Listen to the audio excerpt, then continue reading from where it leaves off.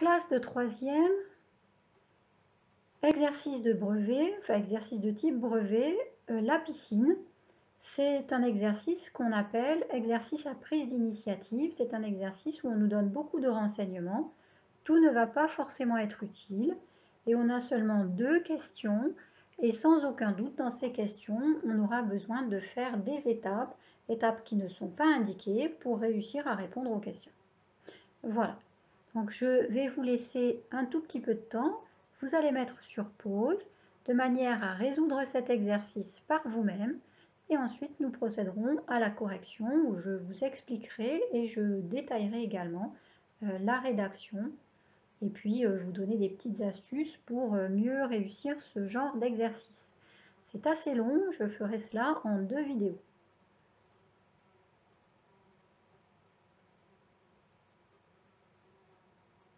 C'est bon, vous avez mis sur pause, vous avez résolu cet exercice. Eh bien, c'est parti, on va le corriger. Donc déjà, il y a beaucoup de choses à faire. Je surligne la question. Est-ce que la piscine sera vide en moins de 4 heures? Donc j'essaye déjà de m'imaginer l'histoire et de me mettre en situation. Donc là, j'ai trouvé un couvercle de boîte chez moi et puis un petit bonhomme Playmobil, vous voyez, c'est formidable. Donc là, j'ai un petit bonhomme, il y a sa piscine, il n'y a pas d'eau dedans, donc là, il est allongé au fond. Pour l'instant, elle est vide d'eau. On considère qu'elle a été vidée, mais l'eau, il y en avait là-dedans, c'était tout l'intérieur. J'aurais pu y mettre des tas de choses dedans, d'accord? Donc ce que je veux, c'est le volume de la piscine. Par rapport au dessin qui est donné ici, ce qui va me manquer, c'est cette idée de profondeur, mais comme c'est mon dessin, je peux dessiner, c'est l'idée de profondeur de la piscine. Il y a aussi une profondeur de 1,20 m qui est donnée ici et que je remets là. C'est mon dessin, je dessine dedans autant que je veux. Et je ne me gêne pas pour le faire. Donc il veut vider sa piscine remplie à bord avec la pompe de vidange. Les renseignements, ça va être les renseignements de la pompe de vidange. Document 1, la piscine. Document 2, la pompe de vidange. La voici. Qu'est-ce que je sais sur cette pompe de vidange? Je sais qu'elle est alimentée en 220 volts. Est-ce que savoir si elle était alimentée en n'importe quoi d'autre, est-ce que ça changerait quelque chose au temps d'évacuation de l'eau? Moi, je ne crois pas trop. Pareil, la puissance, ça n'a pas grand-chose à voir. Donc ça, je peux mettre entre parenthèses. Pour l'instant, ça n'a pas l'air très intéressant. Et puis, on me donne aussi le débit de 14 mètres cubes par heure. M puissance 3, ça veut dire mètre cube. C'est des cubes de 1 mètre d'arête. C'est énorme. Donc, cette pompe enlève 14 mètres cubes d'eau à chaque heure. Moi, je veux savoir si la piscine sera vide en moins de 4 heures. Et je sais 14 mètres cubes pour 1 heure. Donc, il faudrait que je sache combien il y a de mètres cubes dans la piscine pour pouvoir savoir combien d'heures il me faut pour vider la piscine. Alors c'est parti, j'ai compris déjà quelque chose, j'ai compris qu'il me faut le volume de la piscine et je sais que j'ai une histoire de 4 heures et de débit. Donc, bien, je prends ma feuille et je commence à rédiger. Pour rédiger, j'écris quoi d'abord? Eh bien, j'écris la question. Premièrement, la piscine sera-t-elle vide en moins de 4 heures?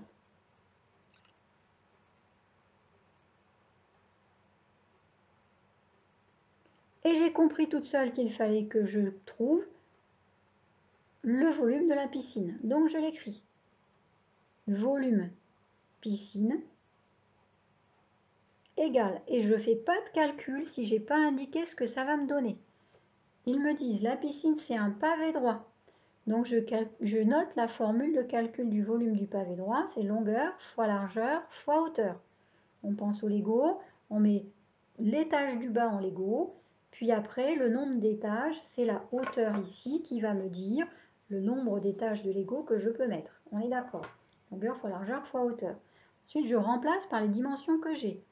12 fois 4 fois 1,2. J'appuie sur les boutons de la calculatrice. 12 fois 4 fois 1,2. Je relis ce que j'ai mis parce que des fois je dérape dans les boutons et j'obtiens quelque chose qui ne va pas.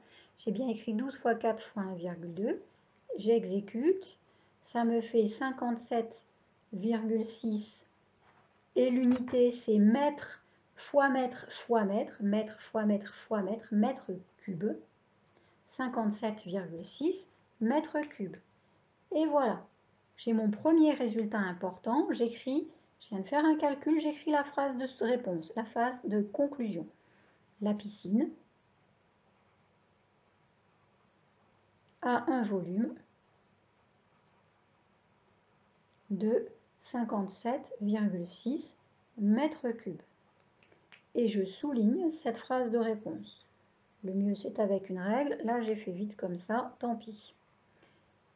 Maintenant le deuxième résultat, la deuxième chose importante, c'est ce qu'on avait trouvé tout à l'heure, le débit. C'est écrit dans le document, je l'écris. Le débit de la pompe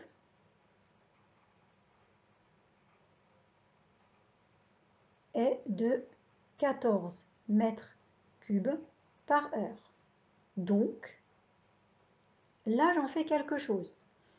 Donc là, j'ai deux possibilités. Soit je calcule en 4 heures combien est-ce que la pompe va enlever d'eau, soit je regarde 57,6 divisé par 14, combien ça me donne. Si je ne suis pas très fort et que je n'ai pas l'idée du divisé par 14, eh bien à ce moment-là, je peux regarder combien ça fait en 4 heures, combien ça fait d'eau enlevée en 4 heures. Donc la pompe, donc l'eau retirée, voilà, on va mettre comme ça, volume d'eau. Le volume d'eau retiré en 4 heures. Du coup, c'est le volume qui est retiré et pas l'eau. Du coup, il n'y a pas de S, il n'y a pas de E. Le volume d'eau retiré en 4 heures, bien, ça va être 14 fois 4, c'est-à-dire 4 fois 4, 16, 56 mètres cubes. Ces 56 mètres cubes ici sont plus petits que 57,6 mètres cubes.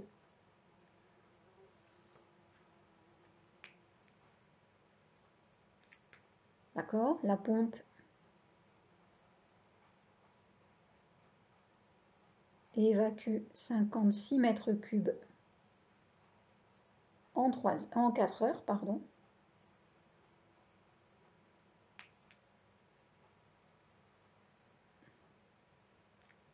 Évacue, voilà. 56 mètres cubes en 4 heures. Je vais pouvoir conclure. Est-ce que j'aurai besoin de moins de 4 heures pour... Laurent aura besoin de moins de 4 heures pour vider sa piscine? Ben non, il aura besoin de plus, puisque c'est plus petit que 57,6. Laurent, la piscine, c'était la question. Ah voilà, je cherchais ma question dans l'énoncé, mais j'avais pris soin de l'écrire d'abord.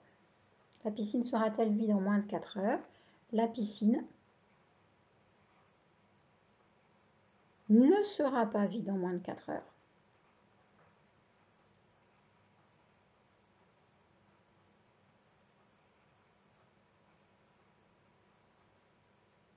Voilà, c'est ma phrase de réponse.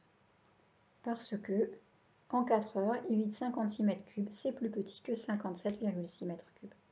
Voilà, j'ai terminé cette première partie. Avant de passer à la suite, j'ai quand même remarqué des erreurs assez surprenantes. Je voudrais vous en parler ici rapidement. J'ai vu par exemple que ce 14 mètres cubes, en écrivant un peu vite, s'était transformé en 14 puissance 3. Et ensuite, on perd l'unité et ça devient 14 puissance 3 mètres.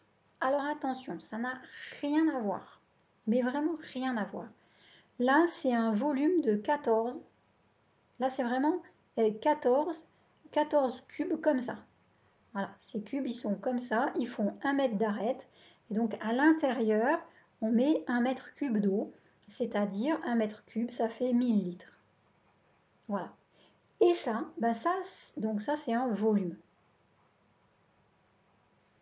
Et ça, ben, qu'est-ce que c'est que ça? Ça, c'est 14 puissance 3, c'est 14 fois 14 fois 14. C'est-à-dire, si je prends ma calculatrice à nouveau, je ne sais pas si on voit, voilà, 14 puissance 3, ça fait 2744. Et l'unité, du coup, ça devient des mètres. Et donc, c'est une longueur très grande. Et ça n'a strictement rien à voir, d'accord? Donc faites très très attention aux unités. Et c'est pareil pour les mètres carrés. 14 mètres carrés et 14 au carré mètres, ça n'a rien à voir, d'accord? Bien attention à l'écriture. Le petit 3, il se met après mètre pour dire mètre cube. Si vous le mettez avant, eh ben, ça se transforme en 14 puissance 3 mètres. Et ça devient une longueur. Donc très très très vigilant par rapport à cette erreur qui peut arriver en écrivant vite et qui fait que après tout ça, ça n'a plus aucun sens.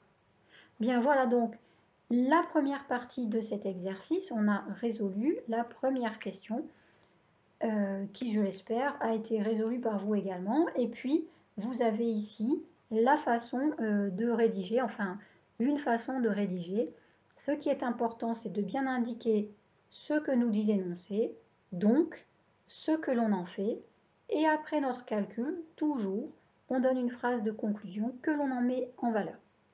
Bien, j'espère que c'est bien compris. Je vous dis à tout de suite pour la prochaine vidéo pour corriger donc la question 2.